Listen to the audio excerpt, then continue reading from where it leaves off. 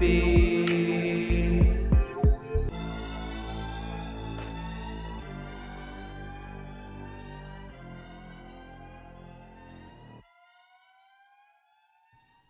So if you listen to last episode when I did my solo pregame pick'em, you know that I started off the Thanksgiving games 2 for 3. Not bad. The Lions kind of let me down, but that's okay. Quick recap in case you didn't listen to that other show. I picked the Lions to beat the Packers. They lost by a touchdown, 29-22. I picked the Cowboys to beat the Commanders. They dominated them, 45-10. I picked the 49ers to beat the Seahawks. The 49ers absolutely obliterated, 31-13. Was not close. And on the Black Friday game on Prime Video, I don't know why it sounds like I'm sponsored by Prime Video. I absolutely am not. Great service, though. Dolphins beat the Jets 34-13. I picked the Dolphins, so pretty good start to the NFL slate. Now, on to the Sunday day games. I did pick the Buccaneers to beat the Colts. That was a mistake. The Colts actually ended up winning 27-20. Baker Mayfield gets out-dueled by Gardner Minshew, who is the world's greatest backup, but Baker Mayfield, who is supposed to be a starter in the league, and also didn't even touch 200 yards. Aww.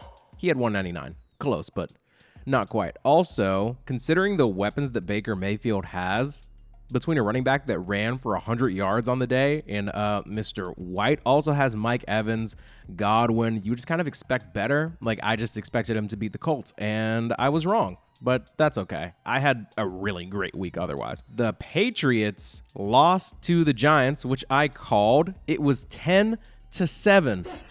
I don't know what the over-under was on that game, but I mean 10-7. It sounds like a nightmare. It sounds like honestly, you probably couldn't have paid me to watch that game. It sounds horrible. You would think that somebody got injured or somebody got pulled from the game. When I read you these stats, Mac Jones was 12 for 21, 89 yards.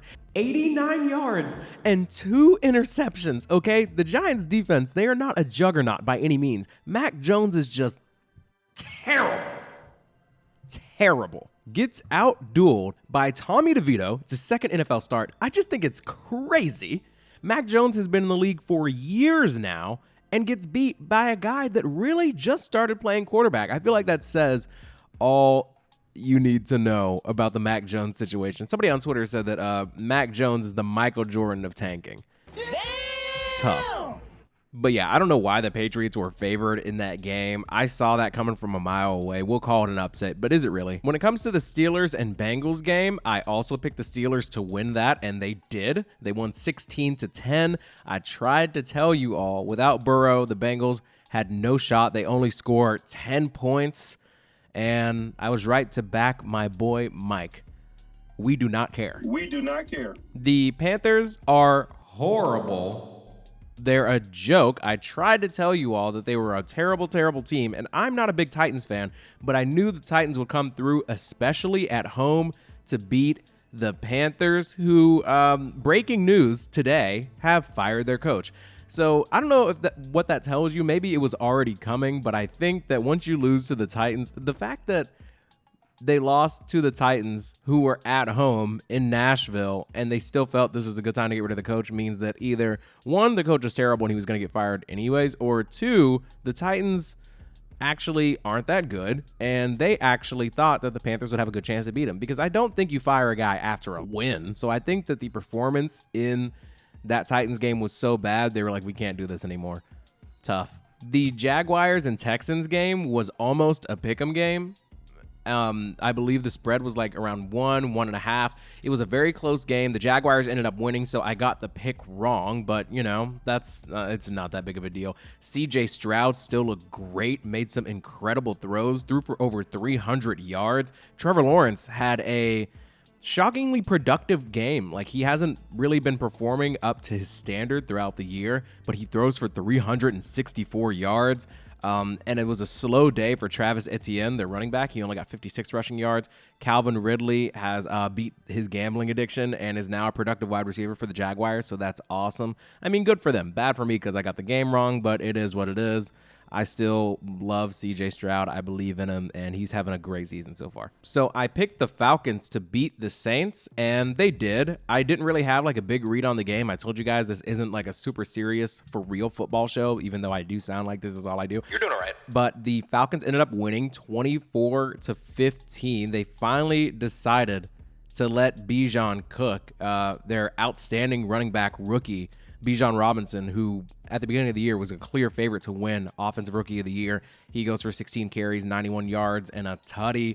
The quarterback that they have, Desmond Ridder, I still will confidently say that he is not, in fact, real, but he made it work for this game.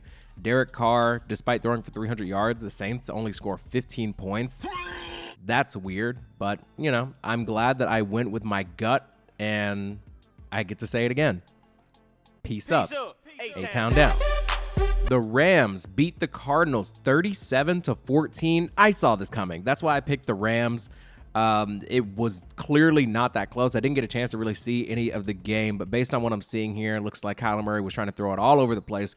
45 pass attempts for only 256 yards is not good. I believe that, I think I might have said this in my previous episode, that Kyron Williams for the Rams, he is known to go crazy on the Cardinals, and he did 16 carries for 143 yards, is kind of wild. But I knew that they had this advantage with their receivers. It looks like Matthew Stafford, even though he only threw for 229 yards, 4 touchdowns. Damn. So he was really lighting them up in a very efficient way, just kind of up and down the field, really controlling the game. So you love to see it. I was right. Rams keep cooking. Oh my goodness. The Broncos continue to ride. Dropped 29 points on the Browns, who only scored 12. I didn't really expect anything out of them anyways. Their quarterback situation has been horrendous all year. Dorian Thompson-Robinson, DTR for short, only threw for 134 yards. Russell Wilson only threw for 134 yards. But the Broncos, they've just been finding ways to win. Sean Payton woke up and decided to coach. Ever since they got absolutely blasted by the Dolphins earlier this year with that 70-point game, the Broncos have been just not so embarrassing. In fact, they are winning week after week, and I've just never seen anything like it. Of course, as the moment I retire from being a Broncos fan, okay, they just suddenly look alive. They look up. Beat the Chiefs, beat the Bills, beat the Browns. I mean, that doesn't mean much, but they're winning. So, you know, let's ride. Good for them, I guess. So I picked the Eagles to beat the Bills, and man, was it a thriller. People were talking about how this game should have been flexed. It should have been moved so it could be the Sunday night football game, because it was actually a barn burner. 37-34 is the final in overtime. Kind of suspect last play of the game where Jalen Hurts kind of runs it in for the win, and the Bills kind of seem to have given up at that point. But I'm kind of looking at some of the stats of the game, and it looks like Josh Allen, man, he was slinging it all around the yard. 51 pass attempts for 339 yards, 2 touchdowns, 1 pick. Jalen Hurts has a great game, throws for 3 touchdowns, runs in for another one. He's just that guy. Josh Allen, I feel like on these games where he tries to be a superhero, not only did he throw 51 times, he also ran 9 times for 81 yards and 2 touchdowns. So it really seemed like they were relying on him for their entire offense. And I feel like whenever that happens, the Bills are not their best. Once again, reminder, the Bills offensive coordinator was fired earlier this year, and their coach might be next, because the way that the standings are looking right now for the Bills, not good, brother. Not good. But the Eagles continue to roll. They win just like I thought they would, and we'll see what happens with them next week when they go up against the 49ers. So the only game that I actually got to watch a bit of was the Ravens beating the Chargers. Final score was 20-10. It did end up coming down to the wire. So the Ravens win and they cover. The Chargers are just looking cooked, man. To have the players that they do, to have the talent that they have, to only be able to score 10 points in the entire game is awful. This is another one of those situations where I think the game plan is either really conservative or they just aren't able to make those deep throws down the field, because Justin Herbert, 44 pass attempts, but only 217 yards, 1 touchdown, 1 pick. And with weapons like Keenan Allen and Austin Eckler, you think they would be really great, but here's the thing. This is why it's important to watch these games. They are so dependent on those two players. It eventually becomes very predictable, and you put Austin Eckler in situations where he's getting smashed by two dudes behind the line of scrimmage when they're trying to throw him screen passes. What do you mean by that? And Keenan Allen, the sheer amount of targets that he got was insane, but he ended up with 14 receptions. And that's great and all, but if it doesn't lead to any points, it just doesn't matter. So really, really tough game for the Chargers, who are now 4-7. The Ravens continue to roll at 9-3. And the Chargers are just they're on watch, man. I think their coach is on one of the hottest seats in the league, so we'll see what happens within the next week or two. But Justin Herbert, man, it's like Justin Herbert on the Chargers is like me owning a Ferrari, because what am I doing with that? I wouldn't know what to do with it. It doesn't make sense for my lifestyle. It just doesn't compute. You feel me? The Chargers just have so many talented players, and it's just not translating into wins. So it's unfortunate. That's a long day for them.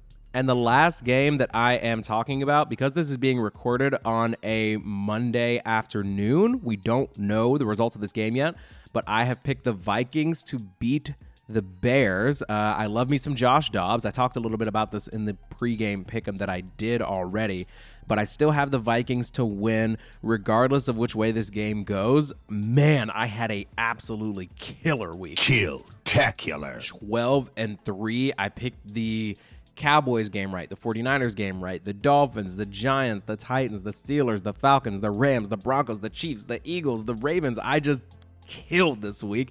So, I know I'm joking about how this isn't a serious football show, but at the same time, maybe I kind of know my stuff. I don't know, man. I don't know. I feel like if you hang out on Twitter and follow the NFL discourse, you listen to a couple podcasts, you follow the games, you do a weekly football show, maybe you do end up learning a little bit about the league and some of the trends and what's going on. So I don't want to get too big-headed, but I really am enjoying what we have here, our little NFL pick'em, our little NFL recap. So thank you so much for tapping in. If you want to throw a couple pennies, couple dollars on some sports betting, I'll have a link in the description. Gamble responsibly. Love you, mean it. Enjoy the outro. Thanks for hanging. Thank you so much for joining me in Derapy today. New sessions every Monday, Wednesday, and Friday. Give me 5 stars on Spotify and Apple Podcasts. Subscribe to my YouTube. It's free. And shout out Lobo for the beat. Yes! Come to Papa! Might just quit my job, but it's really not too hard, but it be draining me. She hates to see a place that do be paying me, but playing me. Need some advice, clock out and go home and talk to the wife. She's so supportive and trust I do right, but I don't want the judgment or shame that comes with the game of jumping ship too early. Beat is bumping surely, need that grease is curly. Talking about my hair is thick just like my kid's hair, but not till 30. Getting ahead of myself. Talking like there's two of me, but peep my podcast art, I'm working like it's triple overtime. I will go cuckoo for mine, all my dreams they are sublime. Wanted fame since I was 9, Lobo cooked this up divine. We go deeper, feel the vibe, we don't stop at season 3, feel like we is season 5. I'm at the peak of my power, I see prey I devour. If it's chess I'm the tower, thinking deep when I hit the shower. Dark thoughts, anxiety, I beat it all.